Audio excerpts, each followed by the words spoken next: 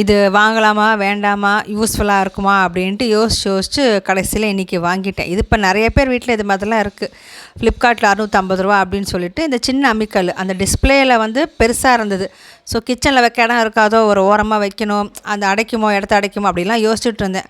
இந்த உப்பு ஜாடி பக்கத்தில் அப்படியே தூக்கி வச்சிடலாம், அந்த அவ்வளோ சின்னதாக தான் இருக்குது. இது சைஸே வந்துட்டு இவ்வளோ தான், இந்த ஒரு நம்ம உள்ளங்கை சைஸில் தான் இருக்குது, அவ்வளோதான் இது. ஸோ க்யூட்டாக இருக்குது பார்க்குறதுக்கு.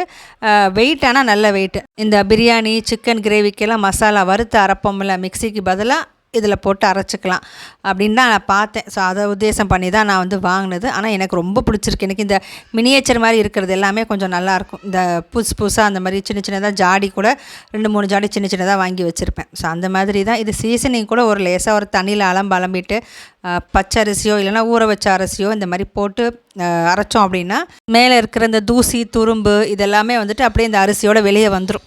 இது அம்மிக்கல் ஆட்டுக்கல் எல்லாத்துக்கும் இதே மாதிரி தான். ஸோ எனக்கு வந்து இந்த பெரிய அம்மிக்கல்லாக இருந்தால் பதிக்கணும்னு ஆசை. பெரிய அம்மிக்கல் பால்கனியில் இல்லைனா தனி வீடு இருந்ததுன்னா அதில் தனியாக பதிக்கணும், அப்படி தரையாக அப்படி இருக்குன்னு ஆசை. பட் ஆனால் அது வந்து எந்த அளவுக்கு நான் யூஸ் பண்ண போகிறேன்னு தெரியாததுனால சரி சின்னதாக இந்த மாதிரி வாங்கி வீட்டில் வச்சுக்கிட்டேன், அவ்வளோதான். இது 2-3 தடவை இந்த மாதிரி அரிசியில் வந்துட்டு அரைச்சிட்டு அதுக்கப்புறம் வாஷ் பண்ணி யூஸ் பண்ண ஆரம்பிக்க வேண்டியதுதான்.